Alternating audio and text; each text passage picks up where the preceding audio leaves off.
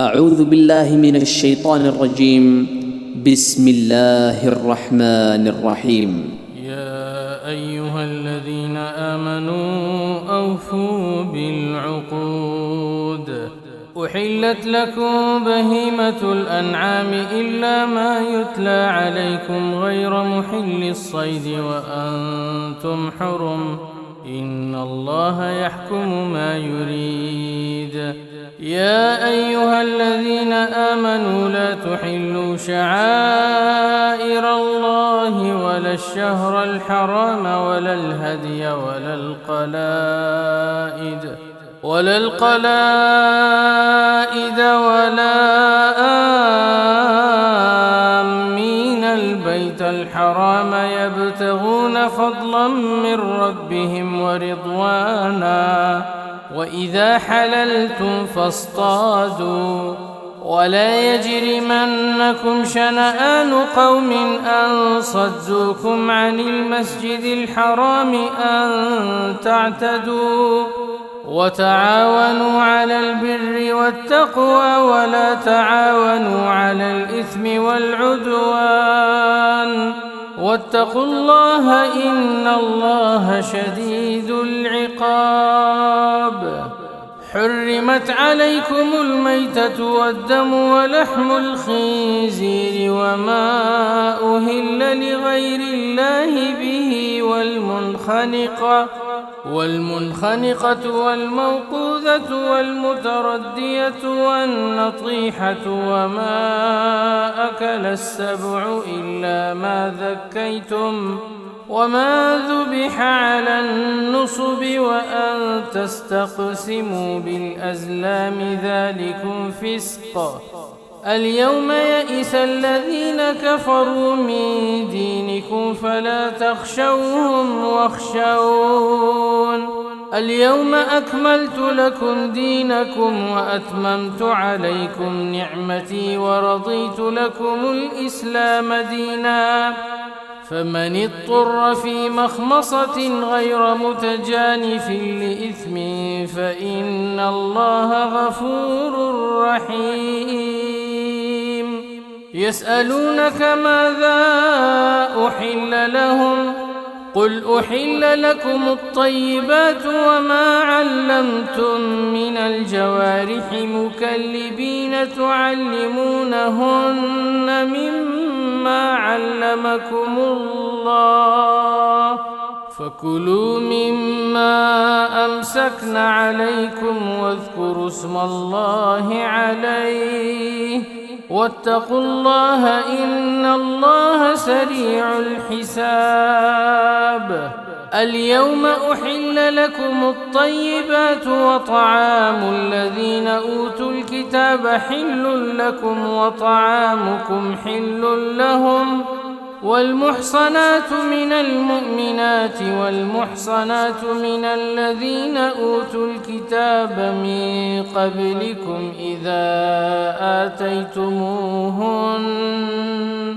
إذا آتيتموهن أجورهن محصنين غير مسافحين ولا متخذي أخدان، ومن يكفر بالإيمان فقد حبط عمله وهو في الآخرة من الخاسرين. يا أيها الذين آمنوا إذا قمتم إلى الصلاة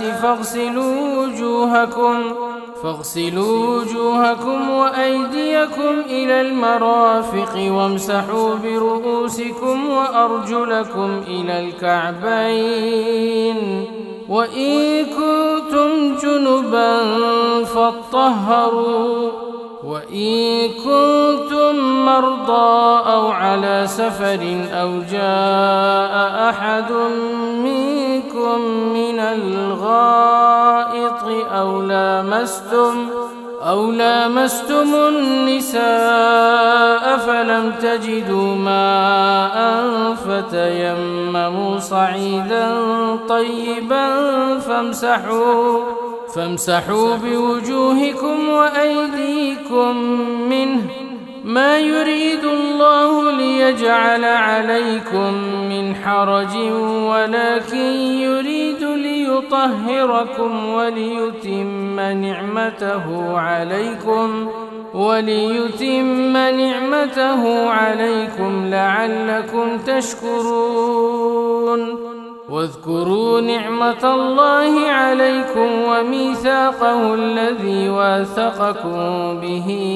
إذ قلتم سمعنا وأطعنا واتقوا الله إن الله عليم بذات الصدور. يا أيها الذين آمنوا كونوا قوامين لله شهداء بالقسط ولا يجرمنكم شنآن قوم على ألا تعدلوا اعدلوا وأقرب للتقوى واتقوا الله إن الله خبير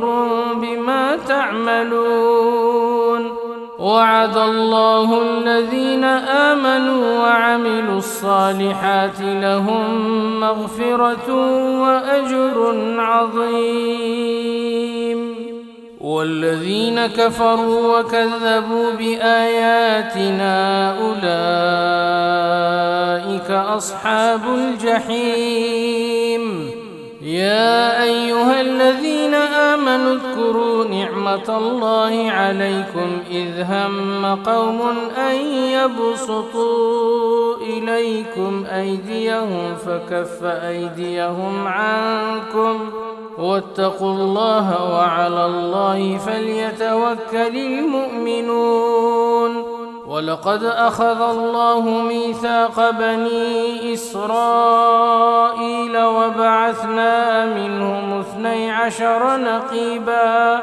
وقال الله إني معكم لئن أقمتم الصلاة وآتيتم الزكاة وآمنتم برسلي وعزرتموهم وأقرضتم الله قرضا حسنا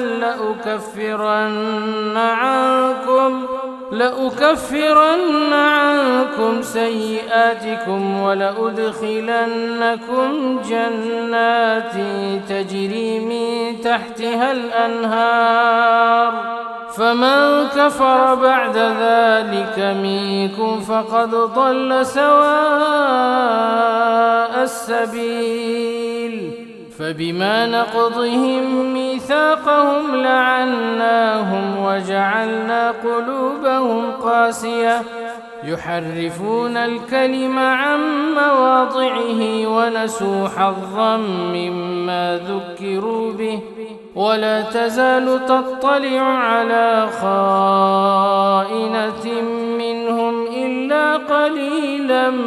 منهم فاعف عنهم واصفح إن الله يحب المحسنين. ومن الذين قالوا إنا نصارى أخذنا ميثاقهم فنسوا حظا مما ذكروا به فأغرينا بينهم العداوة والبغضاء إلى يوم القيامة وسوف ينبئهم الله بما كانوا يصنعون. يا أهل الكتاب قد جاءكم رسولنا يبين لكم كثيرا مما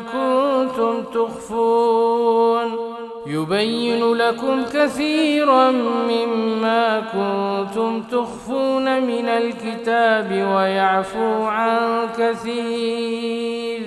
قد جاءكم من الله نور وكتاب مبين يهدي به الله من اتبع رضوانه سبل السلام ويخرجهم من الظلمات إلى النور بإذنه ويهديهم إلى صراط مستقيم. لقد كفر الذين قالوا إن الله هو المسيح ابن مريم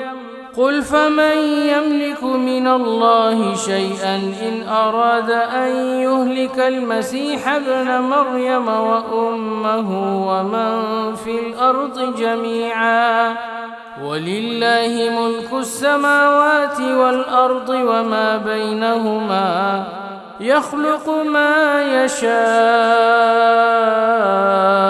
والله على كل شيء قدير. وقالت اليهود والنصارى نحن أبناء الله وأحباؤه قل فلم يعذبكم بذنوبكم بل أنتم بشر ممن خلق يغفر لمن يشاء ويعذب من يشاء ولله ملك السماوات والأرض وما بينهما وإليه المصير. يا أهل الكتاب قد جاءكم رسولنا يبين لكم على فترة من الرسل أن تقولوا ما جاءنا من بشير ولا نذير فقد جاءكم بشير ونذير والله على كل شيء قدير. وإذ قال موسى لقومه يا قوم اذكروا نعمة الله عليكم إذ جعل فيكم أنبياء وجعلكم ملوكا وآتاكم ما لم يؤت أحدا من العالمين. يا قوم ادخلوا الأرض المقدسة التي كتب الله لكم ولا ترتدوا على أدباركم فتنقلبوا خاسرين. قالوا يا موسى إن فيها قوما جبارين وإنا لن ندخلها حتى يخرجوا منها فإن يخرجوا منها فإنا داخلون. قال رجلان من الذين يخافون أنعم الله عليهم ادخلوا عليهم الباب فإذا دخلتموه فإنكم غالبون وعلى الله فتوكلوا إن كنتم مؤمنين. قالوا يا موسى إنا لن ندخلها أبدا ما داموا فيها فاذهب أنت وربك فقاتلا إنا هاهنا قاعدون.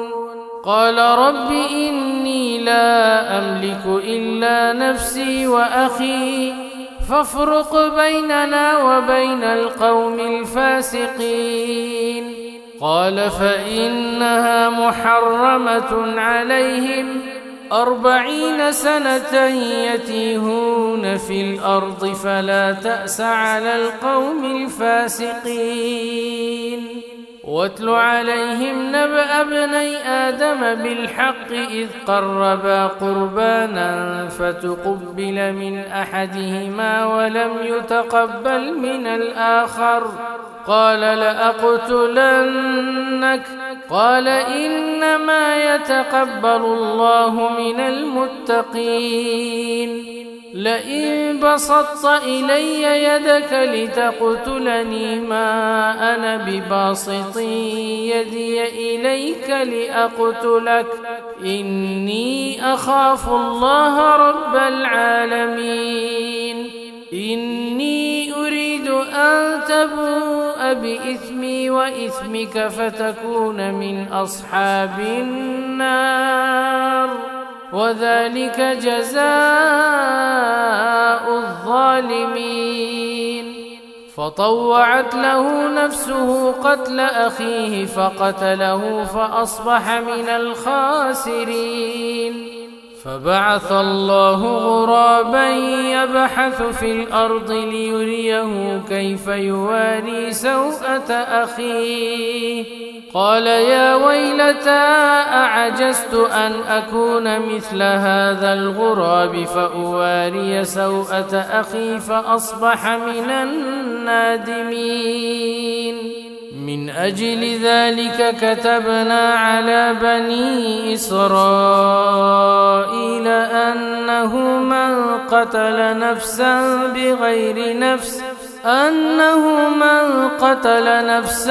بغير نفس أو فساد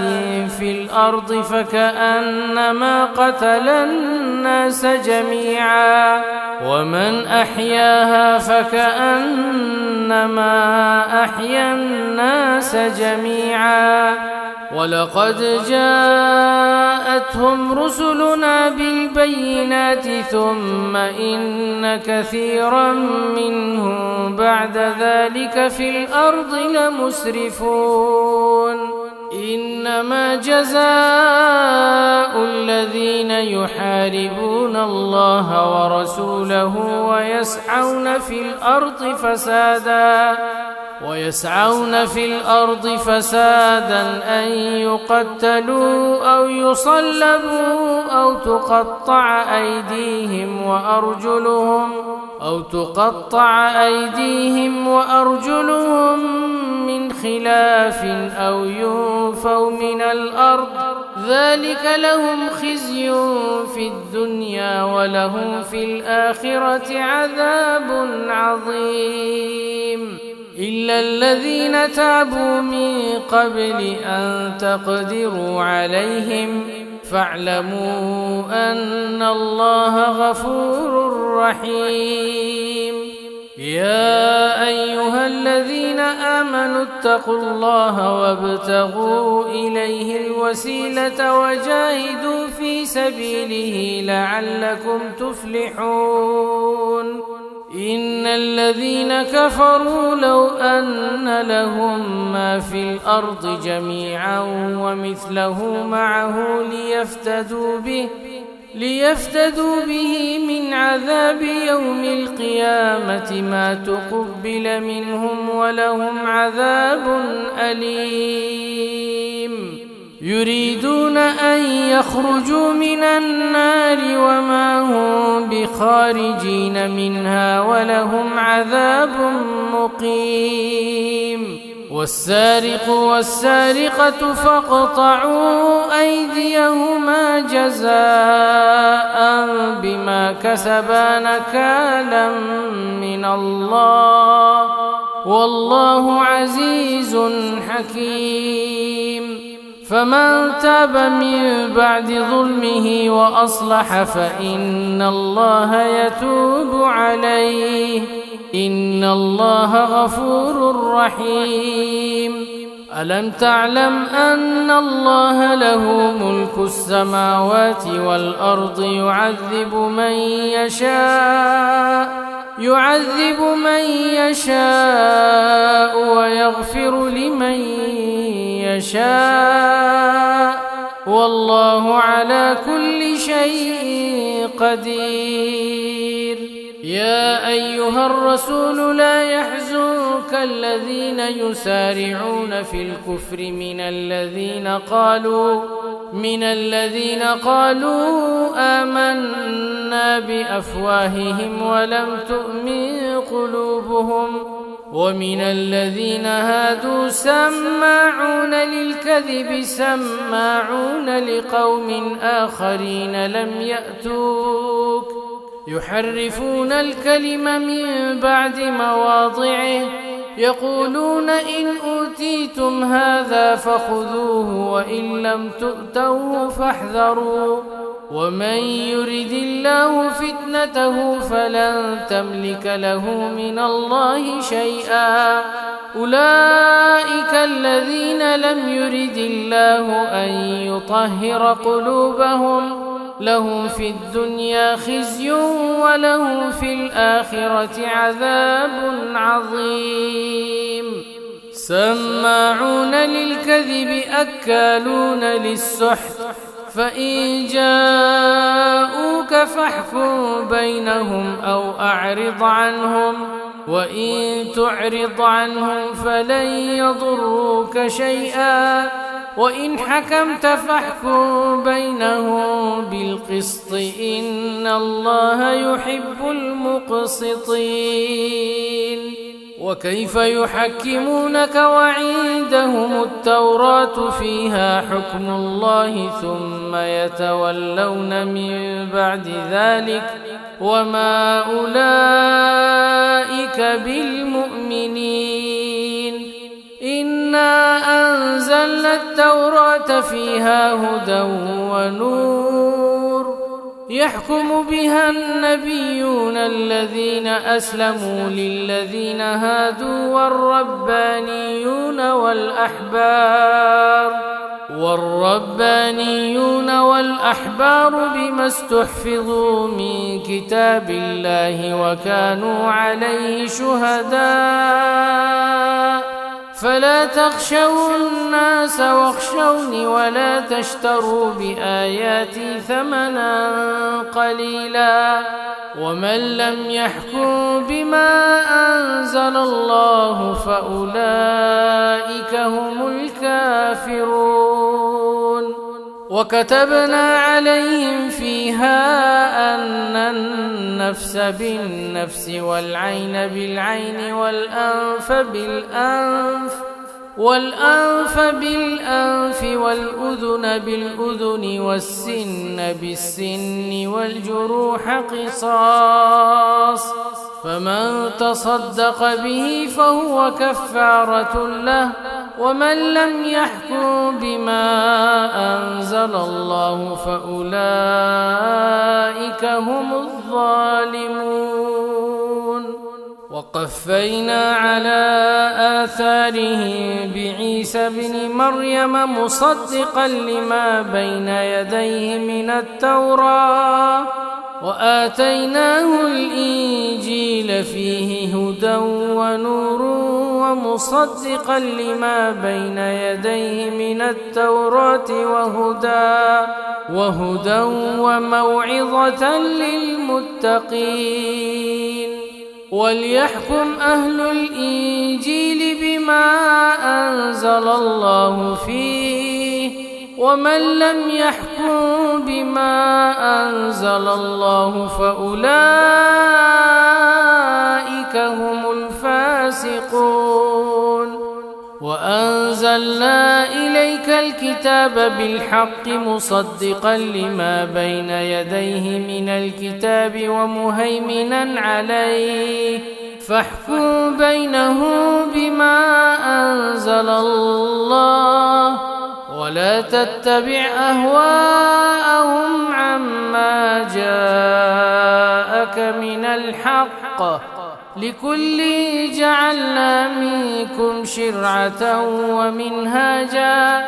ولو شاء الله لجعلكم أمة واحدة ولكن ليبلوكم فيما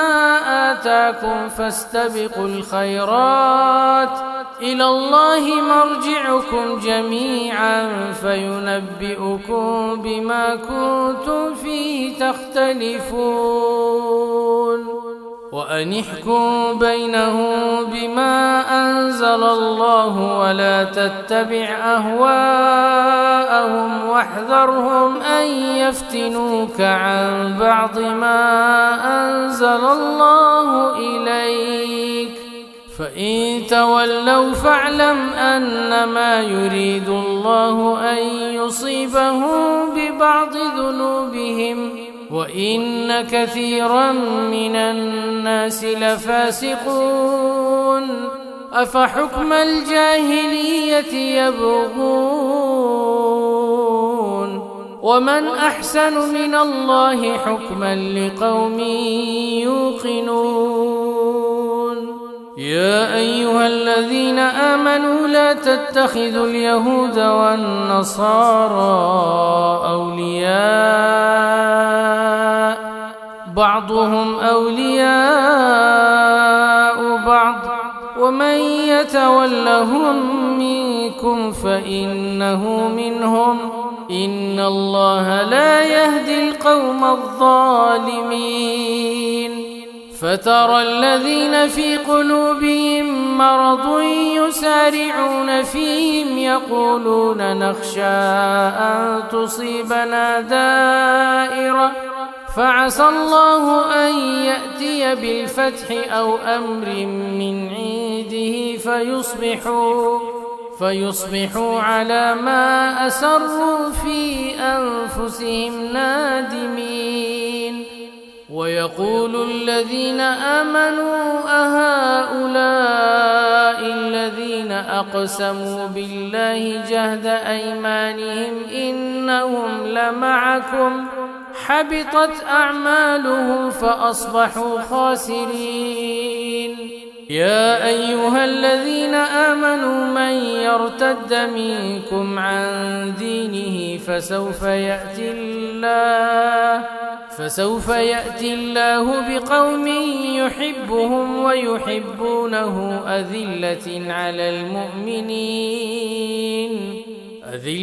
على المؤمنين أعزة على الكافرين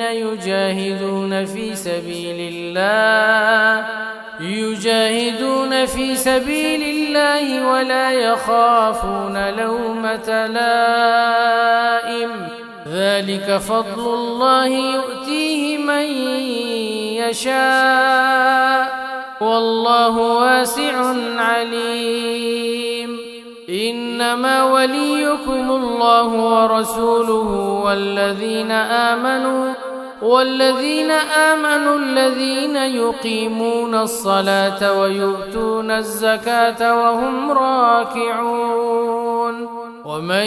يتول الله ورسوله والذين آمنوا فإن حزب الله هم الغالبون يا أيها الذين آمنوا لا تتخذوا الذين اتخذوا دينهم هزوا ولعبا من الذين أوتوا الكتاب من قبلكم والكفار أولياء واتقوا الله إن كنتم مؤمنين وإذا ناديتم إلى الصلاة اتخذوها هزوا ولعبا ذلك بأنهم قوم لا يعقلون قل يا أهل الكتاب هل تنقمون منا إلا أن آمنا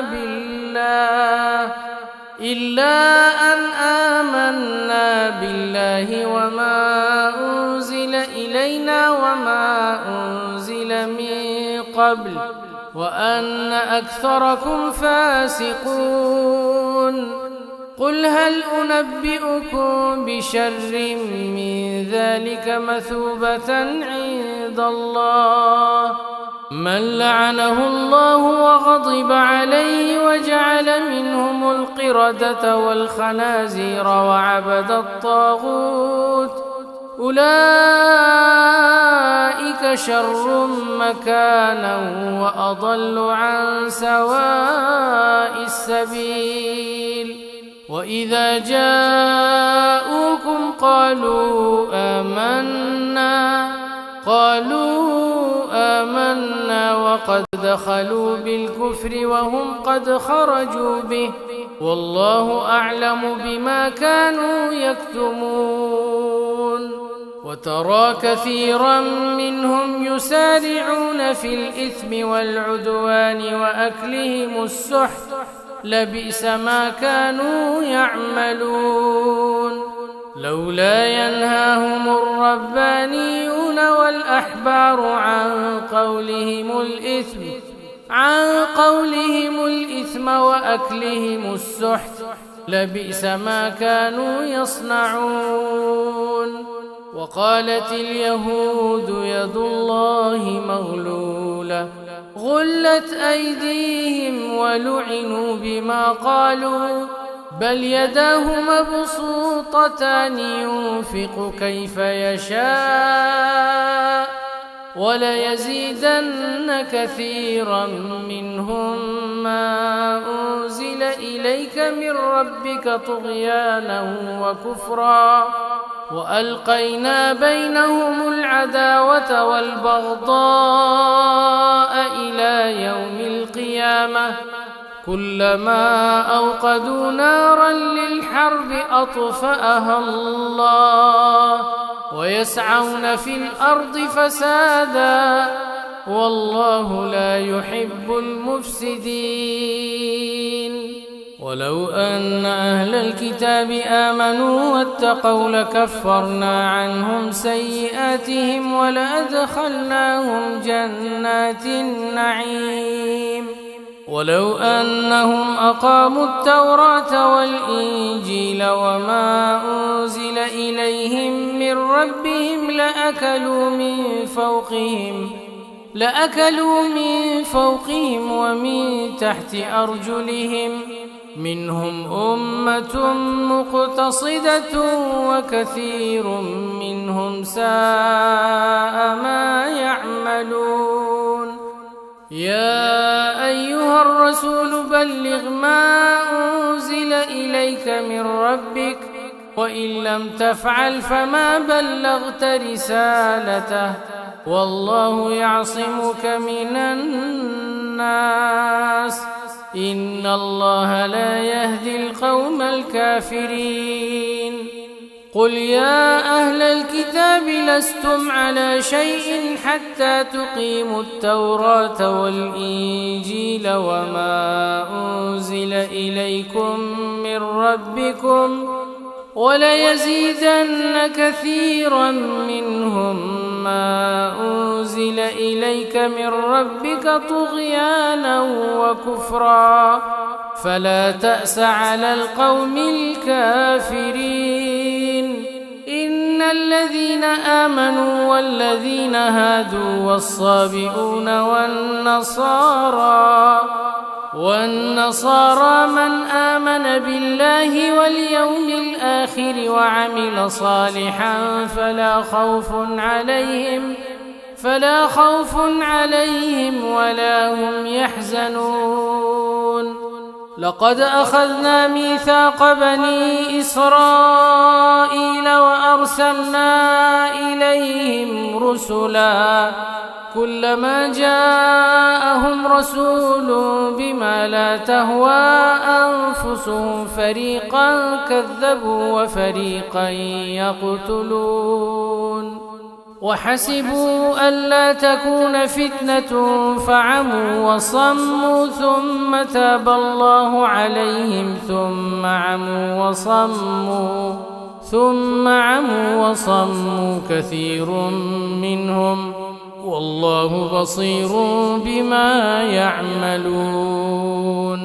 لقد كفر الذين قالوا إن الله هو المسيح ابن مريم وقال المسيح يا بني إسرائيل اعبدوا الله ربي وربكم إنه من يشرك بالله فقد حرم الله عليه الجنة ومأواه النار وما للظالمين من أنصار لقد كفر الذين قالوا إن الله ثالث ثلاثة وما من إله إلا إله واحد وإن لم ينتهوا عما يقولون ليمسن الذين كفروا منهم عذاب أليم أفلا يتوبون إلى الله ويستغفرونه والله غفور رحيم ما المسيح ابن مريم إلا رسول قد خلت من قبله الرسل وأمه صديقة كانا يأكلان الطعام انظر كيف نبين لهم الآيات ثم انظر أنى يؤفكون قل أتعبدون من دون الله ما لا يملك لكم ضرا ولا نفعا والله هو السميع العليم قل يا أهل الكتاب لا تغلوا في دينكم غير الحق ولا تتبعوا أهواء قوم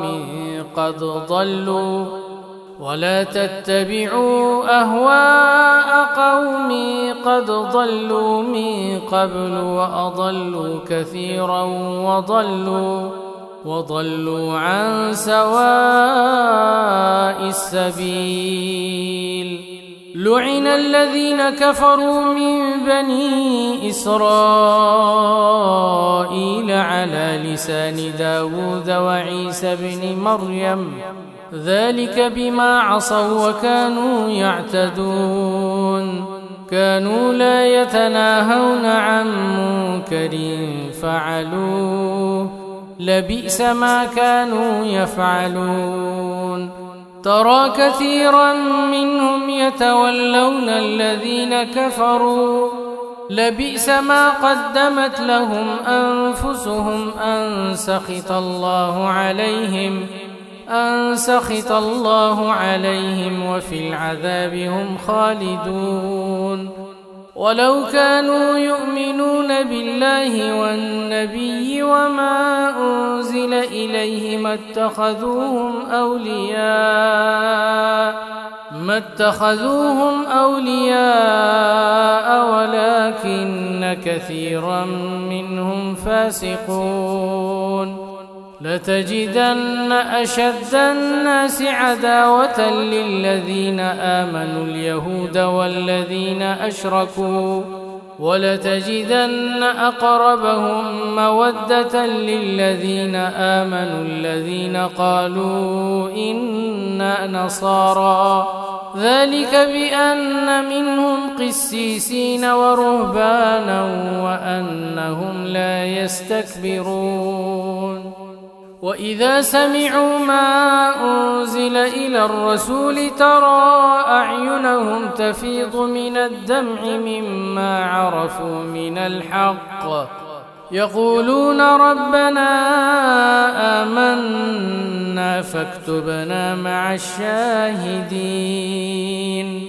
وما لنا لا نؤمن بالله وما جاءنا من الحق ونطمع أن يدخلنا ربنا مع القوم الصالحين فأثابهم الله بما قالوا جنات تجري من تحتها الأنهار خالدين فيها وذلك جزاء المحسنين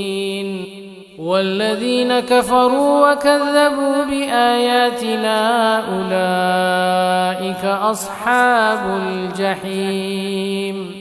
يا أيها الذين آمنوا لا تحرموا طيبات ما أحل الله لكم ولا تعتدوا إن الله لا يحب المعتدين وكلوا مما رزقكم الله حلالا طيبا واتقوا الله الذي أنتم به مؤمنون لا يؤاخذكم الله باللغو في أيمانكم ولكن يؤاخذكم بما عقدتم الأيمان فكفارته إطعام 10 مساكين من أوسط ما تطعمون أهليكم أو كسوتهم أو تحرير رقبة فمن لم يجد فصيام 3 أيام ذلك كفارة أيمانكم إذا حلفتم واحفظوا أيمانكم كذلك يبين الله لكم آياته لعلكم تشكرون يا أيها الذين آمنوا إنما الخمر والميسر والأنصاب والأزلام رجس من عمل الشيطان فاجتنبوه لعلكم تفلحون. إنما يريد الشيطان أن يوقع بينكم العداوة والبغضاء في الخمر والميسر ويصدكم عن ذكر الله وعن الصلاة فهل أنتم منتهون. وأطيعوا الله وأطيعوا الرسول واحذروا فإن توليتم فاعلموا أنما على رسولنا البلاغ المبين. ليس على الذين آمنوا وعملوا الصالحات جناح فيما طعموا إذا ما اتقوا وآمنوا وعملوا الصالحات ثم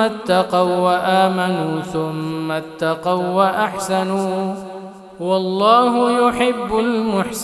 المحسنين. يا أيها الذين آمنوا ليبلونكم الله بشيء من الصيد تناله أيديكم ورماحكم ليعلم الله من يخافه بالغيب فمن اعتدى بعد ذلك فله عذاب أليم. يا أيها الذين آمنوا لا تقتلوا الصيد وأنتم حرم ومن قتله منكم متعمدا فجزاء مثل ما قتل من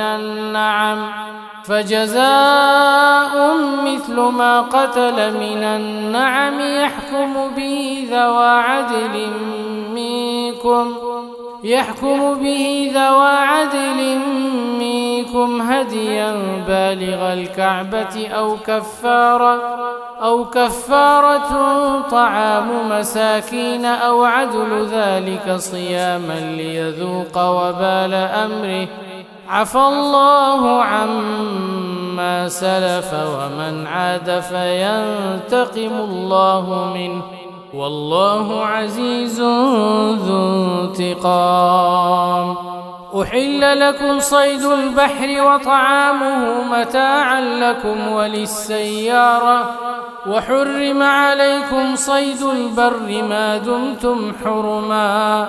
واتقوا الله الذي إليه تحشرون. جعل الله الكعبة البيت الحرام قياما للناس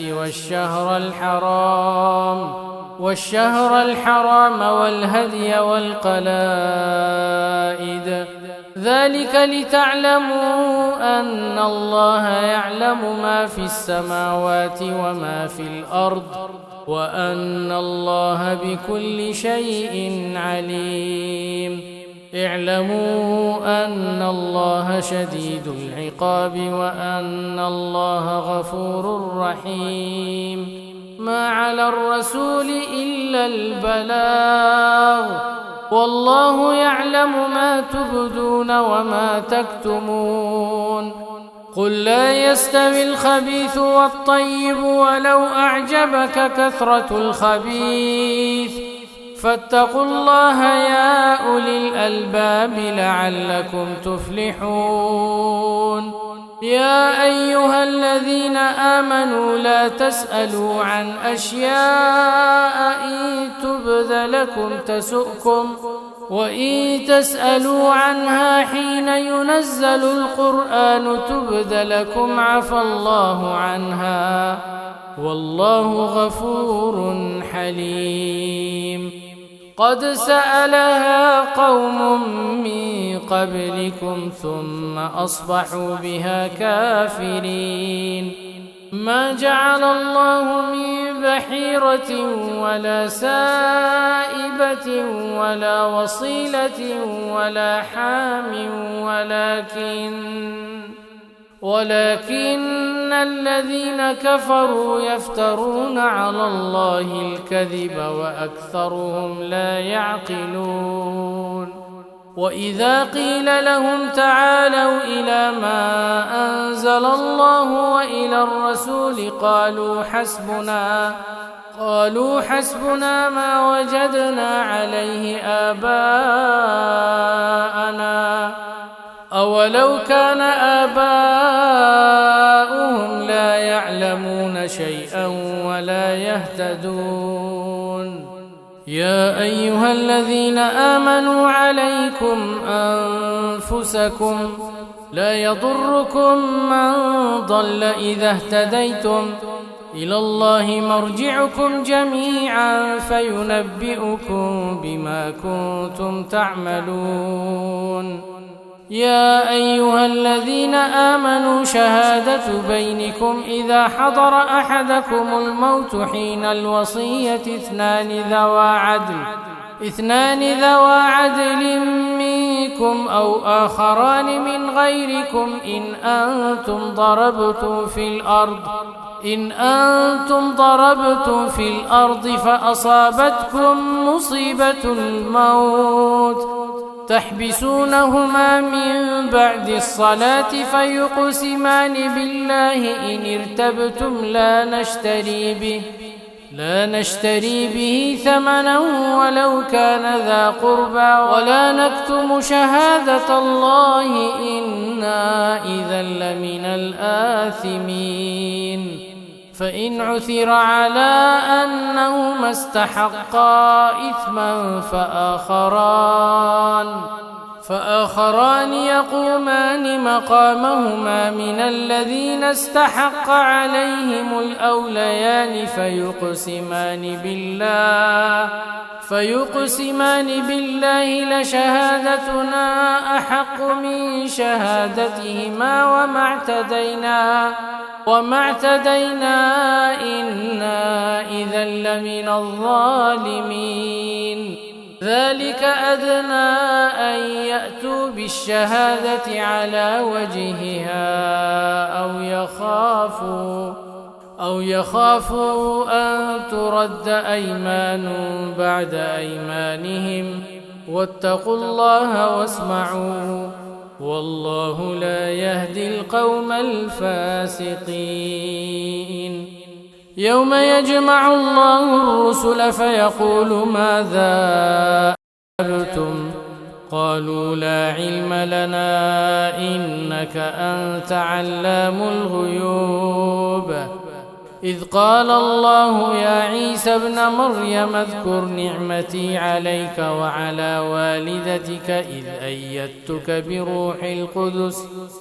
أيدتك بروح القدس تكلم الناس في المهد وكهلا وإذ علمتك الكتاب والحكمة والتوراة والإنجيل وإذ تخلق من الطين كهيئة الطير بإذني فتنفخ فيها فتكون طيرا بإذني وتبرئ الأكمه والأبرص بإذني وإذ تخرج الموتى بإذني وإذ كففت بني إسرائيل عنك إذ جئتهم بالبينات فقال الذين كفروا منهم إن هذا إلا سحر مبين. وإذ أوحيت إلى الحواريين أن آمنوا بي وبرسولي قالوا آمنا واشهد بأننا مسلمون. إذ قال الحواريون يا عيسى ابن مريم هل يستطيع ربك أن ينزل علينا مائدة من السماء قال اتقوا الله إن كنتم مؤمنين. قالوا نريد أن نأكل منها وتطمئن قلوبنا ونعلم أن قد صدقتنا ونكون عليها من الشاهدين. قال عيسى ابن مريم اللهم ربنا أنزل علينا مائدة من السماء تكون لنا عيدا لأولنا وآخرنا وآية منك وارزقنا وأنت خير الرازقين. قال الله إني منزلها عليكم فمن يكفر بعد منكم فإني أعذبه عذابا لا أعذبه أحدا من العالمين. وإذ قال الله يا عيسى ابن مريم أأنت قلت للناس اتخذوني وأمي إلهين من دون الله قال سبحانك ما يكون لي أن أقول ما ليس لي بحق إن كنت قلته فقد علمته تعلم ما في نفسي ولا أعلم ما في نفسك إنك أنت علام الغيوب.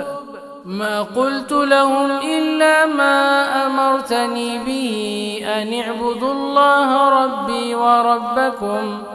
وكنت عليهم شهيدا ما دمت فيهم فلما توفيتني كنت أنت الرقيب عليهم وأنت على كل شيء شهيد. إن تعذبهم فإنهم عبادك وإن تغفر لهم فإنك أنت العزيز الحكيم. قال الله هذا يوم ينفع الصادقين صدقهم لهم جنات تجري من تحتها الأنهار خالدين فيها أبدا رضي الله عنهم ورضوا عنه ذلك الفوز العظيم. لله ملك السماوات والأرض وما فيهن وهو على كل شيء قدير.